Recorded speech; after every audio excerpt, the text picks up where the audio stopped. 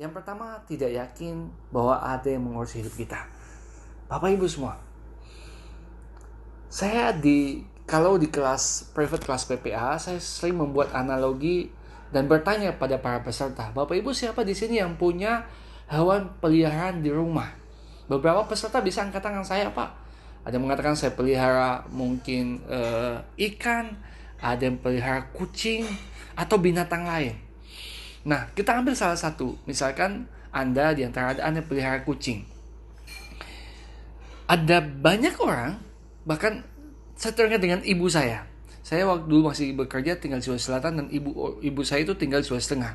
Satu waktu saya minta ibu saya datang untuk jalan-jalan ke rumah kami karena sudah cukup lama waktu saya tidak pulang dan ibu saya tidak datang ke rumah kami, dan di sana saya waktu itu anak saya masih 2 itu. Saya sampai ke ibu saya dan dari balik telepon ibu saya cuma bicara saja. Saya mau ke situ, mau lihat cucuku katanya. Cuma minta maaf nak, belum bisa saya ke sana karena belum ada yang tidak ada yang jaga kucingku. Itu bahasa dari ibu saya. Yang membuat ibu saya tidak datang menemui kami dan cucunya itu karena seekor kucing beliau yang sangat disayang. Bahkan mungkin di antara Anda pun seperti itu.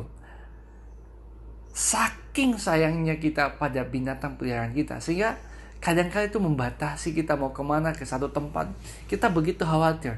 Dan kalaupun kita terpaksa pergi, kita harus memastikan bahwa selama kita tidak ada di rumah, kucing atau binatang peliharaan itu ada yang urusin. Makanannya lah, segala macamnya. Sehingga walaupun kita tidak ada, kucing itu tetap terjaga kebutuhannya dan dia tetap sehat dan bisa tetap bertahan hidup. Menarik teman-teman semua. Padahal kita pikir binatang itu kan banyaklah di luar sana. Kita bisa, kalau kucing, kita bisa menempatkan kucing kehilangan satu, kita bisa dapatkan mungkin 5-10 dalam waktu yang tidak sulit itu. Tapi kenapa kita begitu khawatir dengan kucing ini? Karena tadi, rasa sayang, rasa cinta kita dengan binatang ini. Padahal binatang ini bukan milik kita. Cuma mungkin kita temukan, kita ambil, kita pelihara. Tapi kita tidak begitu tega untuk melihat dia susah, menderita kelaparan, sakit teman-teman semua. Pertanyaan kemudian, bagaimana sayangnya Allah kepada kita manusia?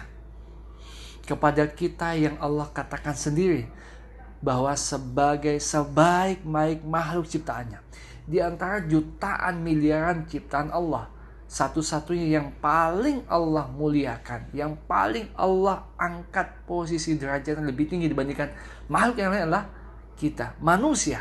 Dan Allah katakan di Al-Quran, A'udzubillahi minasyaitonirrajim,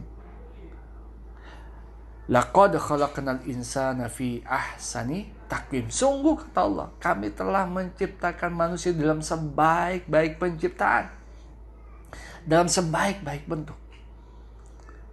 Apakah Allah setelah mengatakan itu, setelah mendeklar kemuliaan kita tersebut, lalu dia lahirkan kita di dunia ini, dan lalu membiarkan kita hidup terlunta-lunta dengan masalah kita, dan tidak mau mengurusi makan minum kita, tidak mau mengurusi hidup kita, tidak mau menjamin oksigen kita, dan membiarkan kita dengan keterpurukan dan ketidaktenangan hidup? Tentu tidak. Kalau Anda saja tidak tega melihat binatang peliharaan Anda susah menderita, maka Allah lebih dari itu. Dan Allah sendiri katakan, saya adalah Ar-Rahman Ar-Rahim. Saya sebaik-baik yang maha cinta, yang maha penyayang. Dan cinta Allah itu melebihi apapun di dunia ini. Sadari poin ini Bapak Ibu semua. Bahwa kita, apapun kondisi kita saat ini, bahkan orang itu sekalipun dia berbuat dosa dan maksiat, Allah itu sayang sama dia. Sekali lagi, jangankan hambanya yang taat, hambanya yang maksiat pun Allah sayang sama dia. Bukti sayangnya, kadang-kala Allah mengirimkan orang atau sesuatu sebab untuk memanggil dia kembali agar mengingat Allah Subhanahu wa taala. Itu poin yang pertama.